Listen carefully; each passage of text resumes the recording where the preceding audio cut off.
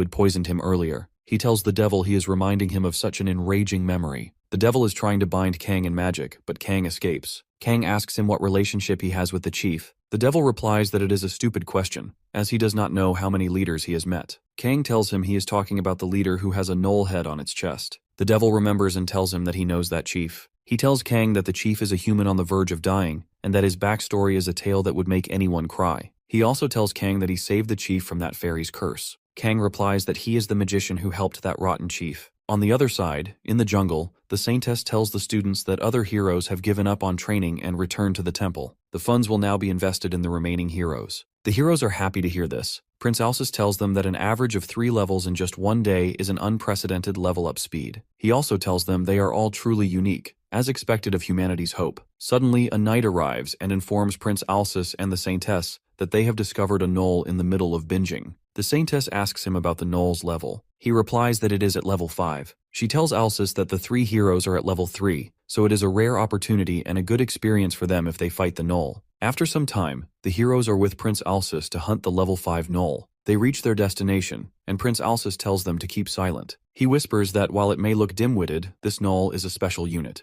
It is combative to the point that it would even attack someone far more substantial, so they must be careful. Princess Athena adds that a full knoll can even use dark magic, so they have to be cautious when its eyes glow red. Suddenly the knoll discovers them. Prince Alsus tells the heroes to stay back. The heroes are a little afraid. Choi reassures them, saying there is no need to be scared. Using his blessing command, he tells his fellows that since the knoll is larger, it should be slower than the knolls they faced earlier. While he is talking, the knoll appears behind him, ready to attack. Suddenly, a blast occurs, and the knoll begins beating them individually, proving to be more powerful than expected. Yubo Ra uses her magic and sword to attack the knoll, but her attack fails, and the knoll throws her away. Jang, sacred and afraid, sees the knoll coming toward her. She prays for help, but her blessing charm works on the knoll, preventing it from attacking her. The knoll smiles at her. Suddenly, Prince Alsus arrives and kills the knoll. Jang Myeon is a little nervous. At the same time, Prince Alsus hears the sound of the heroes fighting hard against a strong opponent, suspecting they may have God's blessing on their side. The devil is panting and tells Kang how he can swing him around like a twig. Kang tells him that he has a favor he cannot do, so he wants to die. The devil uses his power, and Kang is annoyed as it feels similar to the outsider. Kang thanks him for helping the chief out of pity, but scolds him for almost dying a meaningless death. Kang asks him if he wants to get beaten up more or if he wants help.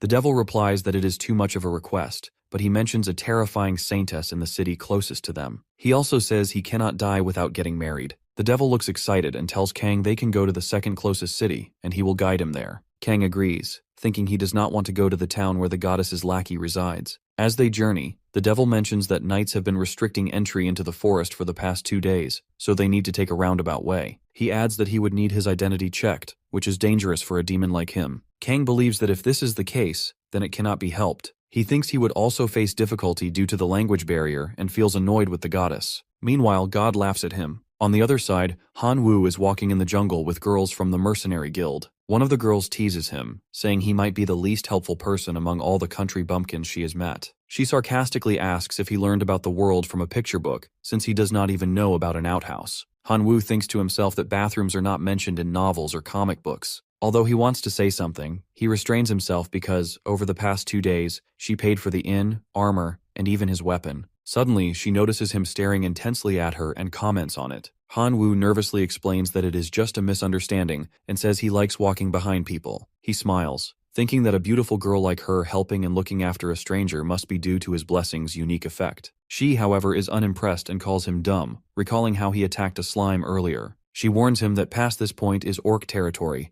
and suggests he start with simple errands in the village. She emphasizes that orcs are far more dangerous than gnolls and warns him not to leave the forest. Kang assures her that he understands. Meanwhile, the gods spectating the events increase. Han Wu feels smug, thinking that while others grow slowly like ornamental plants in a greenhouse, he will be active in the field and monopolize the gods' blessings. The girl finds him creepy when she sees him smiling to himself. She then explains that Gnoll territory is a tough place for a slime-ranked mercenary, which is the lowest rank among mercenaries. Suddenly, Han Wu notices he has gained a new blessing that provides bonus EXP. While he acknowledges that the blessing comes with risks, he confidently dismisses them, believing they are no problem for a main character like him. After some time, they arrive at a location. Han Wu asks her if she is sure this is where the request was made, as there are no gnolls in sight. She admits that he is right and wonders if something has happened to the forest. Han-woo smiles, joking that extraordinary incidents always happen where he goes. She does not get his point and calls the situation troublesome. While examining the map, she mentions she thought they could quickly manage the request to bring back 5 right null ears. Han-woo suggests they go deeper into the forest, but she warns him it is not an easy matter. She proposes they return to the guild for new information, but Han-woo confidently tells her to trust him for the moment. She skeptically asks him why he is so confident. Suddenly a gnoll appears and attacks. Han-woo manages to save himself but is shocked by the encounter. The girl runs toward the gnoll, shouting at Han-woo to get it together. She leaps and attacks the gnoll with her sword, but the gnoll's steel armor proves too strong.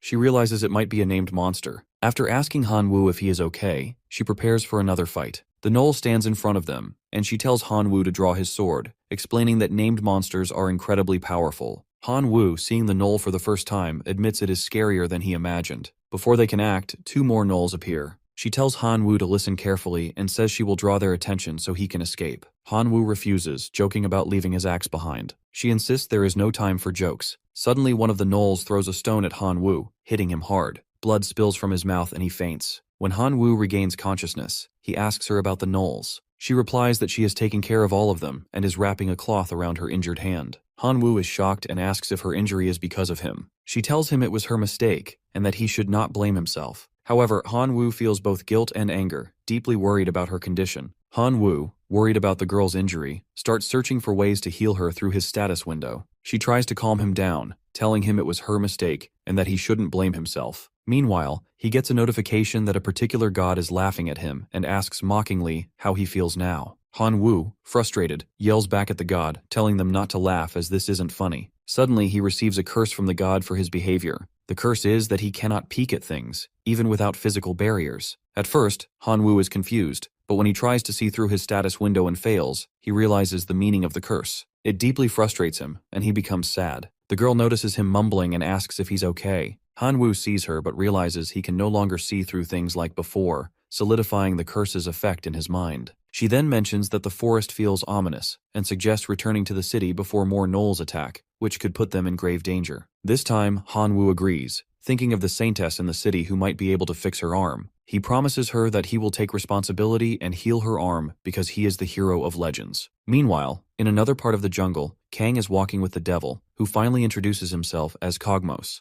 Cogmos explains that he is the 23rd child of the 348th wife of the 14th Demon King. He also shares that while humans place massive value on royalty, in demon society, anyone with power can rule, making noble and royal status less significant. Kang smirks and teases Cogmos, calling him a nobody demon with nothing, causing Cogmos to start crying. Kang feels bad and consoles him, asking about his nickname. Cogmos reveals that his nickname, Moss, was given to him by an old friend who later became the 425th wife of the 7th Demon King. He laments that he couldn't congratulate her after she had her first child. Kang feels pity for Cogmos, who is obsessed with marriage, but doesn't believe his struggles are as bad as his own, being kidnapped into a fantasy world. Meanwhile, a god watching over Kang urges him to leave the forest, calling it boring. Kang notices that this god behaves differently when he's with demons, as opposed to fairies or humans. As they continue, Cogmos spots footprints and announces that they are nearing the forest's edge. He warns Kang not to let his guard down, as beyond the forest lies the Night Kingdom, ruled by swordmasters, and it also borders orc territory. Kang seems excited, wondering if there are any strong warriors among the orcs. Cogmos warns him that orcs are on a completely different level than the gnolls they previously faced. At a cliff overlooking the orc territory, Cogmos points out the orcs below. Kang observes them and notes that they look like ordinary orcs. However, one orc suddenly sniffs the air and detects a human nearby. The orc announces to his comrades that a male human is close. Cogmos blames Kang, saying his glowing red eyes are attracting attention. Kang, annoyed, explains that he can hide them but forgot. Cogmos scolds him, adding that Kang's wealth reeks, making him a target for the orcs. Kang decides to approach them and jumps off the cliff, landing in front of the orcs. He greets them casually, but the orcs demand that he hand over everything he owns, even mocking him by calling him a pig. Kang corrects them, saying he is a human, but notes to himself that while these orcs are more eloquent than gnolls, they aren't intelligent enough for meaningful conversation. Kang realizes he has no choice but to deal with them. Cogmos had warned him that orcs are stronger than gnolls, and are skilled in teamwork, surrounding their prey efficiently. Kang, however, provokes them, asking why they don't hand over everything they have instead. Before the orcs can respond, Kang swiftly drives a dagger into the head of one orc. The remaining orcs are shocked, their expressions showing both rage and disbelief. At that moment, Kang confidently thinks about how he can manage this fight thanks to the outsider's blessing. He smirks and declares he